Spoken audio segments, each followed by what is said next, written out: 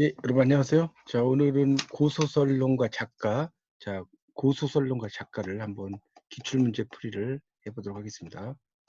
고소설론가 작가입니다. 자, 2018년 기출문제 풀이를 해보도록 하겠습니다. 자, 먼저 먼저 36번 문제부터 보도록 하겠습니다. 36번 문제를 보면 다음 중 남할여초의 전기소설의 창작 양상을 확인시켜주는 작품에 해당하는 것은 그랬죠. 이 남할여초라는 것은 이제 신라말 고려초를 줄여서 남할여초라고 이야기합니다. 문학에서 이렇게 이야기하는 용어죠. 자, 그래서 그것과 관련된 것을 찾으라고 그랬죠. 전기소설의 창작 양상, 조신전, 김영감호, 낙천등은 백운제후라고 이렇게 나와 있습니다. 자, 그러면 이제 이 중에서 어떤 것이 답이 되느냐 이런 걸 이제 찾아보는 그런 문제라고 볼 수가 있겠습니다. 자, 그래서 그런 내용에서 답을 찾으면 뭐겠습니까? 3번을 이제 답으로 볼 수가 있겠죠. 그 3번을 보면 거기 이제 그 전기 소설의 창작 양상을 확인시켜주는 작품에 해당하지 않는 것은이라고 그랬잖아요. 그러니까 여러분 교재 10페이지를 보시면 교재 10페이지 한번 펴보세요. 10페이지에 보시면 이제 남할여초의 전기 소설의 장르적 위상이란 말이 나올 거예요. 그래서 이제 그런 그 전기 소설의 장르적 위상이 쭉 나오고요. 그 남할여초에 이제 그런 그 전기 소설이라고 하는 것 자체가 그런 그 나오죠. 거기에 이제 조신전, 그다음에 김영감호, 그다음에 그 백운제후 이런 것들이 이제 있는데 이런 그 작품들이 이제 대표적인 그런 그 작품이라고 이제 볼 수가 있겠죠. 그런데 여기서 그 낙천등운이라고 하는 것은 이거보다 한참 뒤에 이제 그 작품의 세계에서 들어가지고 고대 그 소설로 들어가면 이게 이제 세속 소설과 세속 소설이라는 게 있죠. 우리가 소설의 종류 중에 이 세속 소설과 신성 소설의 어떤 그 교두보적인 작품이 바로 이 낙천등운이거든요. 그래서 정답은 3번이 되겠습니다. 정답은 3번입니다. 그렇게 이제 보시면 됩니다. 그래서 여러분이 그 10페이지에 나오는 그런 그 작품들 그런 걸 잘 보시면 되겠습니다. 거기 그 9페이지에 보면 이제 뭐 마지막 단락이 둘째 줄에 백운제후란 말도 나오고 있죠. 백운제후. 그다음에 거기 9페이지 세 번째 줄에 최치원, 조신전, 호원 뭐 이런 작품도 있고요. 자, 그다음에 37번 다음 중 전기소설의 설화의 전기소설과 설화의 차이를 설명하는 기준으로 적절한 것은 그랬어요. 자, 그 기준으로 적절한 것은 이거는 이제 문제 출제 오류로 전부 이제 정답 처리가 된 겁니다. 이게 인물의 성격에 대한 추상적인 제시, 작품에 표상된 시간의 본질적 측면, 인물의 외면 행위를 통한 표면적 성격 파악, 인물과 주변 환경의 분리라고 이야기를 하고 있는데 이 문제는 이제 모두 정답으로 그냥 된 거니까 넘어가겠습니다. 38번 문제 남할여초의 전기소설이 갖는 장르적 위상에 대한 설명으로 올바른 것은 그랬어요. 올바른 거. 자, 여기 보면 2번 당나라 전기소설의 영향과 무관하게 자생적으로 발생한 그 소설 양식이다. 해놨는데 이 시기에 이제 2번 문제 같은 경우는 발행한 당나라 전기소설이 그 시차는 있다고 하더라도 신라 문인들에게 수용되었으리라 보는 것이 자연스럽죠. 이게 이제 여기 보면 자생적으로 발생한 이런 게 이제 나오고요. 3번에 전기소설은 설화와 관련이 없이 설화의 성격을 완전히 탈피했다라고 했는데 그 기본적으로 설화를 모태로 그 신라 문인들에게 이제 수용이 됐다라고 볼 수가 있겠습니다. 4번은 이 시기 전기소설은 최초의 발생에서부터 소설의 본질을 완벽하게 구현하고 있다라고 했는데 최초의 발생에서 이제 완벽하게 구현을 기대할 수는 없겠죠. 자, 그러니까 38번은 이 중에서 뭐겠습니까? 그 1번이 정답이라고 볼 수가 있겠죠. 1번. 그렇게 이제 정리를 하시면 되겠습니다. 28번은 1번을 답으로 보면 됩니다. 그래서 전기소설의 이 설화적인 기반은 그것대로 적절히 이해하면서 그것들을 이제 이해하면서 설화로부터 설화와는 다른 소설이라는 그런 장르가 성립되는 과정을 동태적으로 포착하는 관점이 요구된다. 동태적이라는 것은 이제 움직인다는 거죠. 정태적의 반대말이 동태적이에요. 우리가 동이라는 건 움직일 동자거든요. 동태적이라는 그 말에 우리가 쓰는 이제 반대말이 바로 정태적이다라는 말을 쓸 수 있습니다. 그렇게 정리할 수가 있겠습니다. 39번에 보면 남한여초의 전기소설에 출연할 수 있는 요인으로 알맞은 것은 1번의 육두품 출신 문인의 문제의식. 이게 맞죠.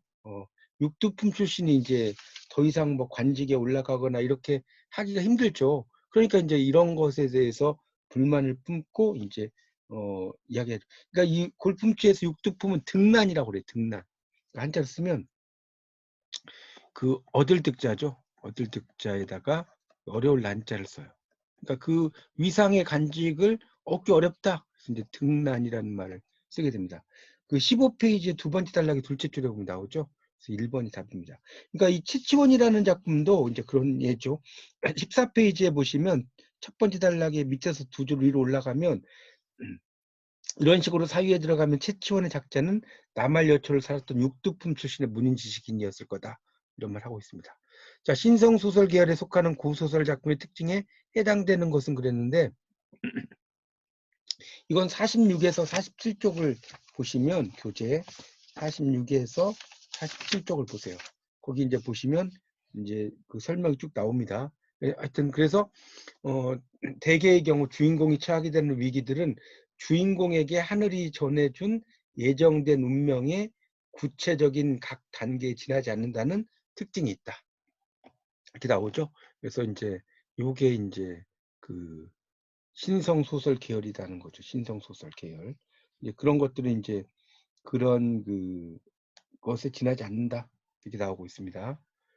여기서는 이제 그 신성소설 계열에 속하는 것을 이야기를 하는 거니까, 그러니까 그런 내용으로 이제 볼 수가 있겠습니다. 그래서 우리가 신성 계열과 세속 소설이 있거든요. 그러니까 1번에 나오는 종교적인 외경성과 신일성이 배제되는 건 세속 소설이죠. 주인공이 겪는 지상적 위기의 설정은 천상적인 의도와 대립된다. 이거는 또 세속 소설이죠. 천상적인 의도는 신성 소설이고 이익사회적 인간상 이것도 신성 소설이 아닌 세속 소설이 되겠죠. 이익사회 이런 것은 다 신성 소설은 공동사회를 이야기하는 거고요. 그래서 답은 4번이 되겠습니다. 주인공이 처하게 되는 위기는 하늘이 정해줬다. 이걸 이제 우리가 천정이란 말 쓰죠. 한자로 쓰면 그 하늘 천자를 쓰고 정할 정자를 쓰죠. 천정, 하늘이 정해줬다. 이렇게 이제 이야기를 할 수가 있겠습니다. 자, 그렇게 정리하고 41번 문제를 한번 보도록 하겠습니다. 자, 41번 문제 보면 세속소설 계열의 고소설 작품에 해당되지 않는 것은 그랬어요. 자, 세속소설과 관련된 그 고소설 작품의 이 중에서 해당되지 않는 게 뭐냐? 자, 그렇게 이제 나왔는데 한번 보도록 하겠습니다. 자, 뭐겠습니까? 이 중에서 해당되지 않는 것을 보면 여기 보면 그 춘향전, 그 다음에 채봉감별곡, 숙향전, 민홍전이 나왔죠. 이건 22에서 25쪽을 펴보세요, 교재. 22쪽부터 25쪽까지 이제 쭉 나오고 있습니다. 그래서 이제 그 설명이 쭉 나오고 있는데, 뭐 흥부전, 뭐 여러 작품들이 쭉 나와요. 22에서 25쪽을 쭉 읽어보시면 나오는데, 그런 여기서 이제 이 숙향전 같은 경우는 세속소설 채봉감별곡, 채봉이 이별을 느낀다. 뭐 춘향전은 이제 기녀와 양반의 사랑 이야기죠. 그 다음에 민홍전 같은 경우도 이제 민옹전, 이것도 이제 평범한 어떤 사람의 이야기라고 볼 수가 있는데 여기 나오는 이제 숙향전 같은 경우는 이제 그런 것과는 좀 거리가 있는 작품이라고 볼 수가 있겠습니다. 그런 걸 이제 여러분이 좀 잘 이해를 하시면서 보시면 좋을 것 같습니다. 그런 신성소설이라는 게 이제 그런 작품들의 이제 그런 의미로 볼 수가 있겠죠. 그 다음 문제를 이제 보면 42번 문제. 다음은 어느 고소설 작품에 해당되는가 이렇게 나왔습니다. 자, 42번 문제죠. 자, 여기 이제 보면 그는 등불 뒤에 앉았다 뭐 이렇게 나왔죠. 이게 그 41페이지를 보시면 교재 41페이지에 나오죠. 이게 바로 이제 그 민홍전과 관련이 있는 그런 작품이 되겠습니다. 민홍전이 이제 등불 뒤에 그늘에 앉은 사람을 가리켜 귀신이라고 했다. 그렇게 이제 이야기를 하죠. 예. 그래서 이게 이제 민홍전이 이제 그런 어떤 그 내용을 이야기한다라고 볼 수가 있겠죠. 민홍. 쭉 읽어보시면 나오죠. 그래서 이제 거기 보면은 이제 해마다 쓰기를 게을리하지 않아서 그 이제 뭐 토벽이 검은 철로 뒤덮였으나 사회는 그를 부르지 않았고 그래도 그는 70고령으로도 좌절하지 않고 기다렸다 뭐 이런 말 나오는데 이게 이제 민원과 관련이 있는 그런 작품이라고 볼 수가 있겠습니다. 그래서 답은 민홍전이라고 볼 수가 있죠. 자, 그렇게 좀 정리하시고 그 다음 또 문제를 보도록 하겠습니다. 자, 그 다음 문제 보도록 하죠. 그 다음 문제를 보시면 분담 소설에 대해서 잘못된 것은 그랬어요. 여기 쭉 보면 1, 2, 3, 4가 나왔는데 역사 군담 소설은 영웅의 일대기를 근간으로 삼지 않는다. 이거 틀렸죠. 역사 군담 소설은 말 그대로 역사를 이야기하는 거잖아요. 역사. 우리가 역사 군담 소설이 있고 이제 군담 소설은 창작기 군담 소설이 있다고 그랬죠. 이 군담 소설의 그 종류가 두 가지가 있는 거죠. 역사 군담 소설, 그다음에 창작 군담 소설이 있는데 이건 실제로 실존 인물이죠. 실존 인물을 가지고 이제 이야기하는 것이 역사 군담 소설이죠. 창작은 말 그대로 이제 뭐 소대성전이라든가 이런 거죠. 이런 것들이 이제 그 크게 성공한다는 거잖아요. 대성한다. 이런 것들이 이제 그 대표적인 그 창작기 군담 소설이죠. 뭐 역사 군담 소설 같은 거 뭐 임경업전이라든가 이런 거라고 볼 수가 있겠죠. 자, 그렇게 정리를 할 수가 있겠습니다. 4번, 4번 나머지는 읽어보시면 되겠고요. 그 다음에 이제 44번 문제를 보면 그 다음 입신양명이 중심이 된 유형의 여성 영웅 소설의 작품에 해당되지 않는 것은 그랬는데 이 중에서 이제 유문성전이라고 나왔죠. 이거는 이제 혼사 장애가 중심이 되는 그런 유형이다라고 이제 볼 수가 있죠. 입신양명이 아니라 혼사 장애. 교재로는 69페이지에 이제 보면 이런 그 작품들이 이제 나오죠. 입신양명이 주인공이 되느냐, 혼사장애가 되느냐 해서 이제 혼사장애 밑에 예문 보면 유문성전, 홍연전, 백학선전, 그다음에 오선 기봉이라고 하는 게 있죠. 밑에서 한 6째 줄 정도에 가면 그래서 당연히 유문성전이 답이 되겠네요. 자, 45번 다음 사항들은 어떤 유형의 고소설의 작품의 그 일반적인 특징이냐 이렇게 나왔죠. 상류계층인 주인공의 가계에 관한 소개다 이렇게 나왔어요. 이거 주인공의 비범한 초현실적이에요.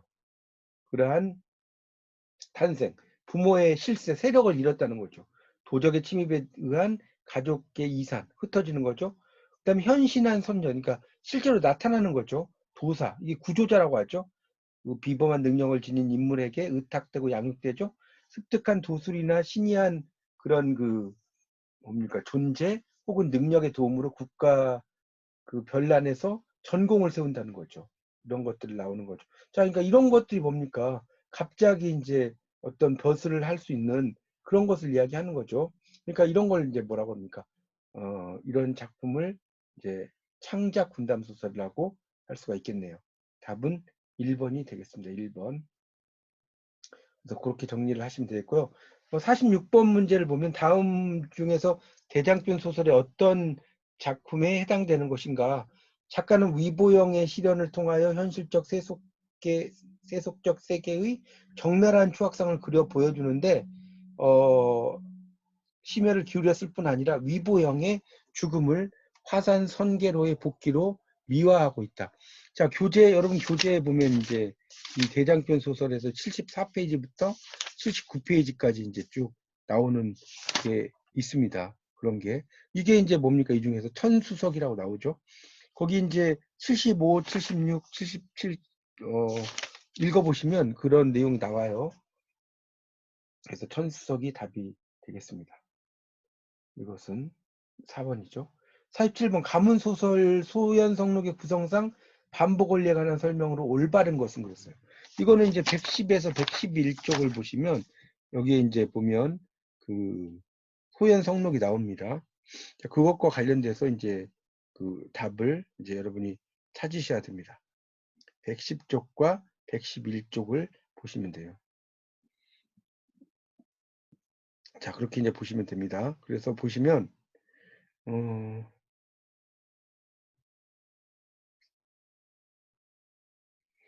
자, 여기서 이제 보면 뭡니까? 올바른 거. 2번에 가장 자연스러운 남성 주인공들의 혼인 양상은 공통적으로 두 번째 부인과의 혼인에서 나타난다. 여기 보면 이제 1대, 2대, 3대 이렇게 나오죠.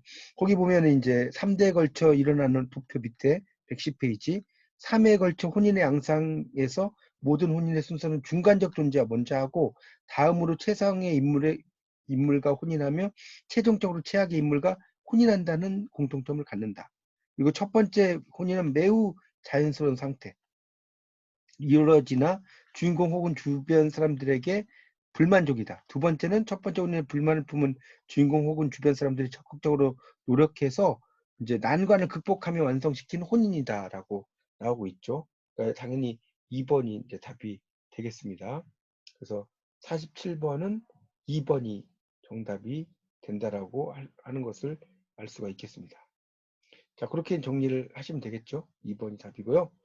자, 그 다음에 이제 대장편 소설의 연작들의 특징을 정리한 표다 가로 안에 들어갈 공통적인 용어로 해당하는 것은 그랬는데 여기 보면 이제 이원적 세계관이라고 볼 수가 있겠죠. 자, 교재 112쪽에 보시면 이제 그 도표가 있죠. 소현성록 연작, 유시 3대록 연작, 임시 3대록 연작 나오고 그 밑에 있는 게 다 가로잖아요. 그래서 여성 활약의 전무, 그다음에 그 사실화 지향성 강화 이렇게 나왔는데 자, 그래서 이제 여기서는 이제 뭡니까? 이원적인 그런 이런 걸 통해서 어떤 이원적인 세계관이 많이 약화된다는 거죠. 거기 그 바로 밑에 나오죠. 우선 이원적 세계관의 약화에서 강화로의 양상이 드러난다. 이런 말 나옵니다. 그러니까 이원적인 세계관 약화. 거기 그 박스 바로 위에 나오죠. 이원적 세계관 약화, 이원적 세계관 약화, 이원적 세계관 강화. 자, 거기를 가로로 묶어놓은 겁니다. 그래서 답은 3번이고요. 연작형 3대록 소설의 소설사적 의의에 대해서 잘못된 것은 그랬는데 4번에 연작형 3대록 소설 상호 간의 분량상 차이 현상을 통해 지속적인 단편화 원리를 알 수 있다고 그랬는데 이 연작형 3대목 소설 상호 간에 보이는 분량상의 차이를 통해서 장편화되는 원리를 이제 입체적으로 탐색할 수가 있는 거죠. 그러니까 여기 보면 단편화의 원리를 알 수 있다 그랬는데 이게 이제 장편화된 원리죠. 단편화가 아니라 장편화. 그렇게 이제 볼 수가 있겠고 애정소설 가운데 상층 여성의 결연을 다루는 작품이 아닌 거 그랬는데 숙향전, 수경낭자전, 양산백전, 옥단춘전. 자, 이건 119페이지를 펴보시면 상층 남성과 상층 여성 해가지고요. 숙향전, 수경낭자전, 백학 선전 나왔죠? 그렇게 이제 보시면 되겠죠. 그래서 또 이제 양산백전도 있고요. 그래서 옥단춘전은 이제 거기에 해당하지 않죠. 상층의 남성과 하층의 여성 이야기거든요. 그러니까 4번이 정답이 된다는 것을 알 수가 있습니다. 다음에 내용에 해당하는 고소설 작품은 그랬어요. 자, 다음에 이제 내용에 해당되는 고소설 작품이 뭐냐? 자, 그걸 이제 보도록 하겠습니다. 자, 그걸 이제 보도록 하겠습니다. 자, 여기 이제 보면 한 젊은 선비와 두 여인 사이에서 이루어진 비극적인 사랑을 전기 형식으로 가져와서 그려낸 것이고 배경, 사건, 인물 등이 모두 현실감을 확보하고 있다. 고전 소설에서 흔히 보이는 비현실적인 요소가 배제되었고 주요 인물이 비극적으로 좌절하고 슬픔을 표현하는 서정시가 많이 삽입되어서 그 전체적인 분위기를 형성하는 데 필요한 역할을 담당한다. 이 작품에서는 한 남성과 두 여성의 이중적인 애정 갈등이 좌절되는 양상을 보이는 것이 다라고 이제 나오고 있습니다. 자, 그럼 여기서는 어떤 것으로 이제 볼 수가 있냐면, 자, 그런 내용에서 이제 찾으시면 되겠죠. 자, 그래서 여기 보면 이제 최척전, 주생전, 최봉간별고, 이진사전이라고 나오고 있습니다. 자, 당연히 이 중에서는 어떤 게 이제 답이 되겠습니까? 어떤 게 정답이 될까요?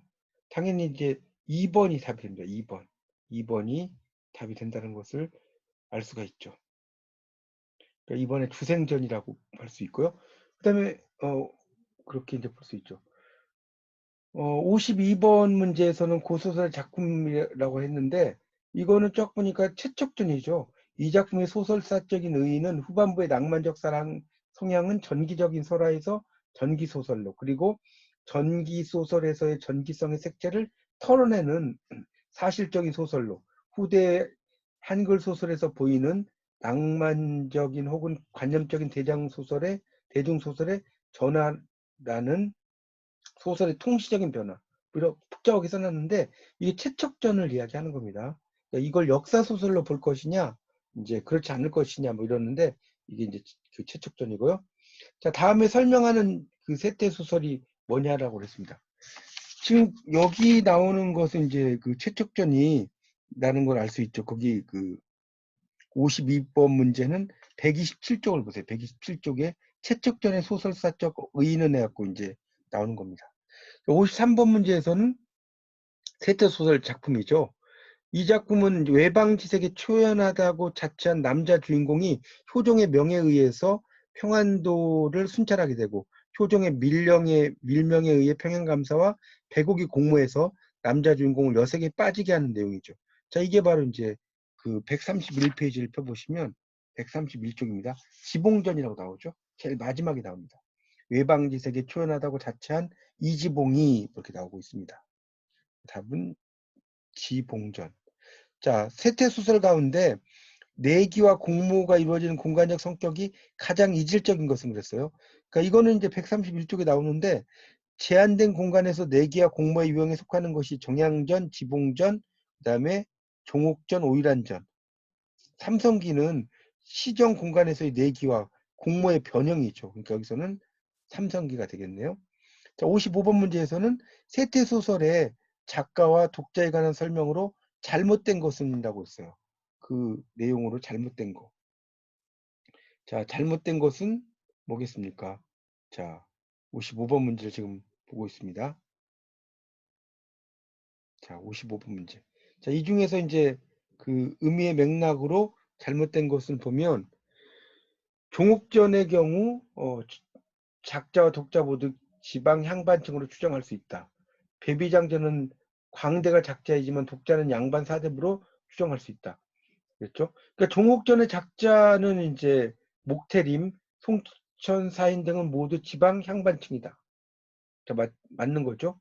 그 다음에 2번 문제에서는 이 배비장전에서는 광대가 작가이고 독자는 평민이라는 점이라는 거죠. 독자는 양반 사대부 중에 틀렸네요. 그 다음에 오일안전은 향반층 이하 몰락 양반을 이렇게 이야기할 수 있다. 그 다음에 삼선기는 작자를 광대로, 독자를 평민층으로. 자, 삼성기라고 하는 작품은 작자층이 평민층 혹은 어, 그 무반층의 상층이죠. 접근 의도가 드러나 있다고 나오죠. 그러니까 여기서는 그 2번과 4번이 잘못됐다고 볼 수가 있겠고요. 여러분 교재로는 이제 137페이지부터 138쪽을 보시면 그런 내용이 쭉 나오고 있습니다. 그렇게 정리를 하시면 되겠습니다. 자, 그래서 이제 55번까지 이제 설명을 쭉 드렸고요. 자, 56번 판소리계 소설의 어떤 특징을 가장 잘 보여주느냐? 이게 문제가 되죠. 어떤 판소리계 소설의 특징을 잘 보여주는지, 자, 이런 것과 관련된 내용이 되겠습니다. 자, 여기 보면 춘향의 고든 마음 아프단 말 하에서는 연려가 아니라고 저렇게 독한 형벌 아프단 말 아니하고 제 심중에 먹은 마음 낱낱이 변명한다는 거죠. 집장가가 길어서는 집장하고 치는 매에 어느 틈에 할 수 있나. 이게 서술자의 느낌과 판단이 이게 개입된다는 것을 알 수가 있습니다. 자, 149쪽을 보시면 149쪽에 이제 그 밑에 인용문 나오죠. 그리고 두 줄 내려가면 서술자의 느낌과 판단이 개입하고 있다는 것이 나옵니다. 자, 57번 실전 판소리. 그러니까 실전이라는 것은 전해오지 않는다는 거죠. 전승이 중단된 판소리 사설에 관한 설명으로 올바른 것은 그랬어요. 자, 그런 것에 대한 설명으로 올바른 것. 자, 올바른 것은 뭐겠습니까? 이 중에서 쭉 보시면,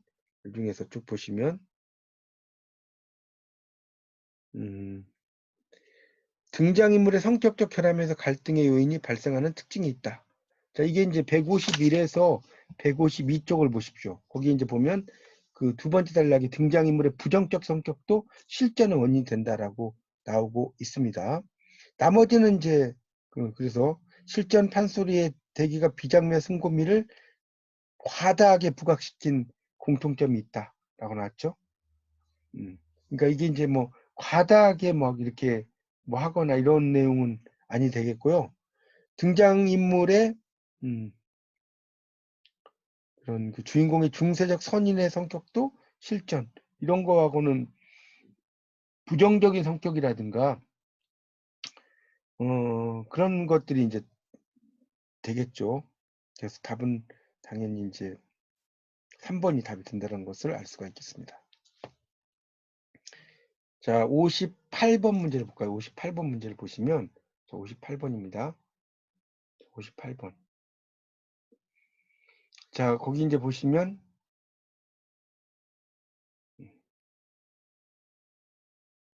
자, 58번입니다. 그래서 지금 이제 57번까지 설명을 드렸고요. 자, 여기 쫙 보니까 어떤 우화소설이냐라고 했어요. 여기 보면 이 작품의 액자의 이야기는 송사, 그러니까 법적인 재판을 이야기하는 거죠. 근데 누가 목청이 가장 좋으냐 이런 거잖아요.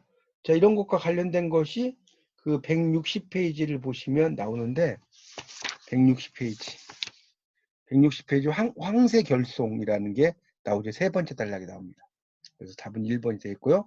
우화소설의 사회문화적인 역사적 의의의 거리가 먼 것은 그랬어요. 먼 것은 이해를 하면 자, 그런 것과 거리가 먼 것을 찾으면 뭐가 답이 됐냐?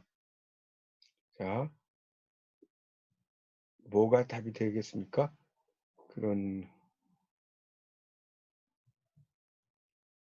2번에 쟁장, 그러니까 누가 나이 많은지 이런 것은 향촌사의 전 시대적 안정성이 강화되는 양상이다.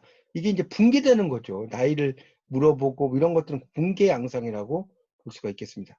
자, 60번 고소설의 직업적 작가분에 관한 설명으로 올바른 것은 그랬는데, 자, 그런 설명으로서 올바른 것이 이 중에서 뭐가 답이냐는 거죠. 자, 답은 자, 이 중에서 이제 뭐겠습니까?